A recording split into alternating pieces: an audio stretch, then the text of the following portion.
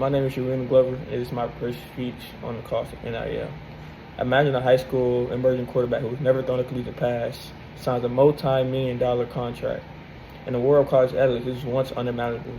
Now it has become reality. How does this impact his focus, you ask? His devotion to the group, his motivation to get better or even go to class. Most of us love college sports and because what they all represent, authenticity, teamwork, and team pride. Unlike pros, college athletics have always meant for a period, more unified, more about us than me. But right now, those ideas are at risk. Although NIL, name, image, and likeness policies were meant to empower athletes, they are unintentionally damaging it. By creating financial inequality, encouraging unethical recruiting practices, and weakening team cohesion and academic focus. The money disparity is the most evident effect, so let's start there. Although NIL was designed to assist athletes' profits, for their reputation and image, in reality, it primarily benefits only a select few.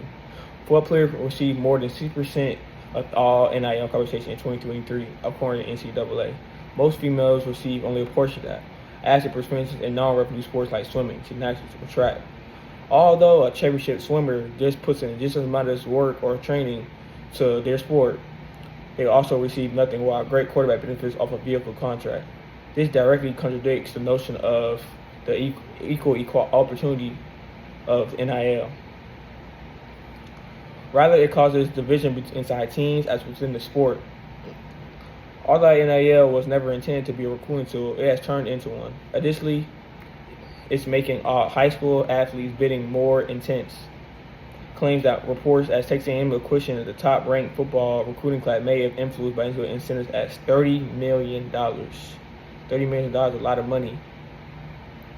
Think about it, $30 million for teenagers, not pros. Teenagers to 17, 18, 19 years old are making millions and millions of dollars, probably more than some NFL players, which is very insane, I must say. Predetermined by ties to coaches, professors, and university culture, recruiting is now being conducted like an auction. It's basically like free agency in football or free agency in professional sports. Whoever gives the most money is probably who you're going to go to. So now this is what these kids are doing nowadays. Instead of going to the right school, they go to the school that makes them the most money.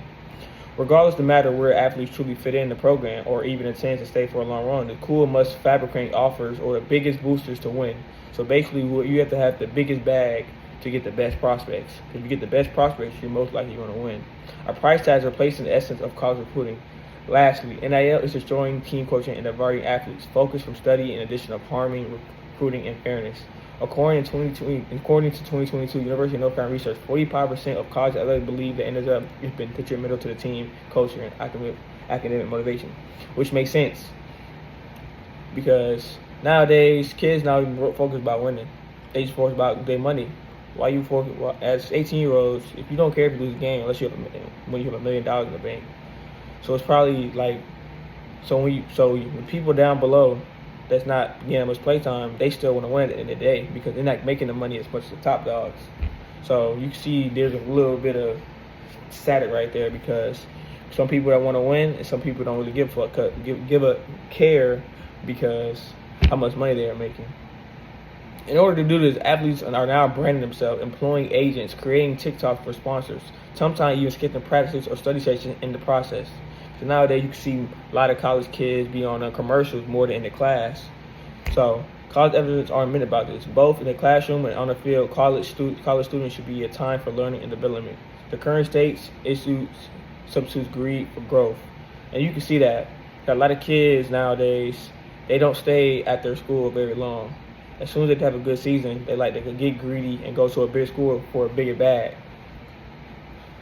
We have witnessed how NFL parties, despite their well-meaning creation, have exacerbated inequality, made recruitment a commercial endeavor, and undetermined the ethics of college athletics. Reforming NIL is not getting rid of, but establish federal supervision, establish precise rules for hiring procedures, provide fair revenue sharing schemes to help all athletes, not just the celebrities of the sport.